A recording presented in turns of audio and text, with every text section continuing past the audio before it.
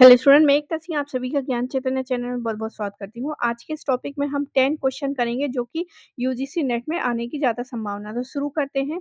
ये 10 क्वेश्चन जो हैं सबसे पहले है 10 हम यहाँ पर कर चुके हैं और ये दूसरा वीडियो होगा। निम्नलिखित में से कौन-सा पद जो है गुप्त काल में प्रयुक्त पद भुक्ति का दायोदित द्योदित करता था? तो आंसर हमारा यहाँ पर ए प्रांत हो जाएगा। गुप्त काल में प्रांत को अवंती या भुक्ति कहा जाता था। भुक्ति के शासक को ऊपरी कहा जाता था। उसकी नियुक्ति जो है सम्राट द्वारा की जाती थी।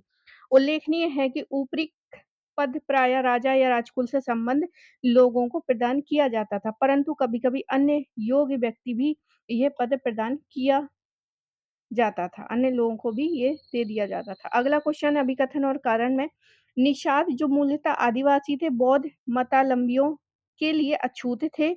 आर कह रहा है यह आरंभिक ब्राह्मणीय विधि निर्माताओं की मनोवृत्ति से साम्य रखता है। तो यहाँ पर जो सही आंसर हो जाएगा दोनों ही यहाँ पर सही नहीं है। ए सही है और आर यहाँ पर सही नहीं है। अगला क्वेश्चन देखते हैं उससे पहले यहाँ पर व्याख्या है निषाद आदिवासी बौद्ध मतावलंबियों के लिए अछूत थे क्योंकि निषादों का मुख्य कार्य जो है शिकार था उसमें जिससे जीव हिंसा होती थी और बौद्ध धर्म में हिंसा निषिद्ध थी। उल्लेखनीय है कि बौद्ध धर्म जो है आरंभिक ब्राह्मणीय विधि निर्माताओं के मनोवृत्ति से साम्य नहीं रखता है। आगे देखते हैं अगला क्वेश्चन ईसा काल की प्रथम 5 शताब्दियों में मलय उपद्वीप में भारतीयों ने अनेक राज्यों की स्थापना की है। आर है पुरातात्विक अवशेषों से समृद्ध भारतीय उपनिवेशों के अस्तित्व का संकेत नहीं मिलता है। तो आंसर यहाँ पर जो है ए और आर जो है ए सही है परंतु आर गलत है। तो यहाँ पर भारतीय परंपराओं के प्रसार का प्राथमिक स्रोत एक बहुत ही विवादित विषय रहा है, लेकिन ईसा काल की प्रथम 5 शताब्दियों में मलय उपद्वीप में भारतीयों के अनेक राज्यों की स्थापना की है। भारतीय उपमहाद्वीप में पुरातात्विक अवशेषों से संबंध भारतीय उपनिवेशों के अस्तित्व के संकेत जो है मलय प्रायद्वीप और सुमात्रा, जावा, बोर्निया और इंडोनेशिया आदि से मिलते हैं। इस प्रकार ए सही हो जाएगा, आर गलत हो जाएगा। अगला क्वेश्चन है निम्नलिखित में से कालक्रम में यहाँ पर लगाना है। तो यहाँ पर जो है सबसे पहले होगा भारवी। भारवी जो है 6ठी शताब्दी ईसा पूर्व का है। फिर है भट्टी और फिर हो जाएगा माघ और फिर हो जाएगा श्री हर्ष। तो सी ऑप्शन यहाँ पर सही हो जाएगा। व्याख्या में भी इस तरह से है। आगे देखते हैं निम्नलिखित में से कालक्रम में व्यवस्थित करना है। तो यहाँ पे कालक्रम में व्यवस्थित करते हैं।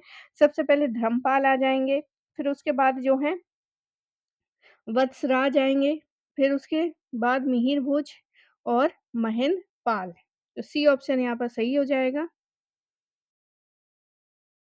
तो धर्मपाल गोपाल का उत्तराधिकारी था एवं पाल वंश का शक्तिशाली शासक भी था। प्रतिहार वंश का वास्तविक शासक वत्सराज था, जिसका शासनकाल धर्मपाल के बाद के शासकों में से था, जबकि प्रतिहार वंश का सर्वाधिक शक्तिशाली एवं प्रतापी राजा मिहिर भोज था। राजशेखर प्रतिहार शासक महेंद्रपाल के दरबार में रहते थे। अब यहाँ पर सूची 1 और 2 दी गई है, इसका हमको मिलान करना है। सबसे पहले है गणतंत्र जो है गणतंत्र हमको देखने को मिलते हैं 6ठी शताब्दी ईसा पूर्व में बहुत सारे गणतंत्र हुआ करते थे। उत्तरकाली पॉलिश वियर जो हैं वो हो जाएँगे गंगे मैदान से। गिरनार अभिलेख जो है रुद्र दमन का हो जाएगा रुद्र दमन का और जो शाक्य हैं वो हो जाएँगे कपिलवस्तु से। तो आंसर हमारा यहाँ पर बी जो है सही हो जाएगा। आगे देखते हैं। यहाँ पे तारीख-ए-फ़िरोज़ शाही के लेखक जो हैं शम्स-ए-सिराज अफ़ीफ़ है। अब यहाँ पे व्याख्या देख लेते हैं। तारीख़-ए-फ़िरोज़ शाही के लेखक शम्स-ए-अफ़ीफ़ हैं। ये फ़िरोज़ शाह तुगलक के दरबारी इतिहासकार थे, जबकि अमीर अमीर खुसरो की रचना तुगलकनामा एवं किरान-उज़-सादेन है, जिसमें किरान-उज़-सादेन ने बंगाल के सूबेदार बुगरा खां और पुत्र कैकूबात के भेंट का वर्णन है।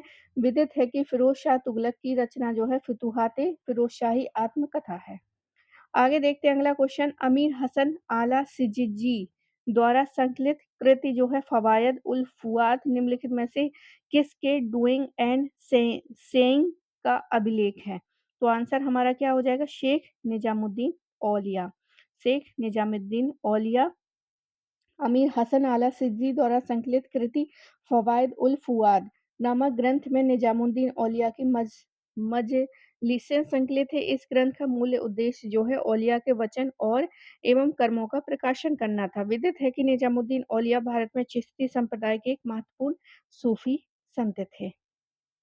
आगे देखते हैं सूफी शब्दावली में विलायत का क्या अर्थ है? तो विलायत जो है वो आध्यात्मिक क्षेत्र हुआ करता था। विलायत का मतलब आध्यात्मिक क्षेत्र से है। सूफी शब्दावली में विलायत का अर्थ है एक ऐसे निजी आध्यात्मिक क्षेत्र से है जहाँ सूफी संत जो है आराधना करते थे अथवा जहाँ से साधनात्मक क्रियाओं को अंजाम देते थे। ध्यातव्य है कि सूफियों के निवास स्थान को खानकाह कहा जाता था। आगे देखते हैं राज तिलक के तुरंत पश्चात जहांगीर द्वारा जारी किए गए अध्यादेशों में 10वां अध्यादेश संबंधित है तो जागीरों के क्षेत्र से जहांगीर द्वारा जारी किए गए अध्यादेशों में 10वां अध्यादेश उसने अपने पिता द्वारा जारी जागीर और मनसबाओं की पुष्टि की है।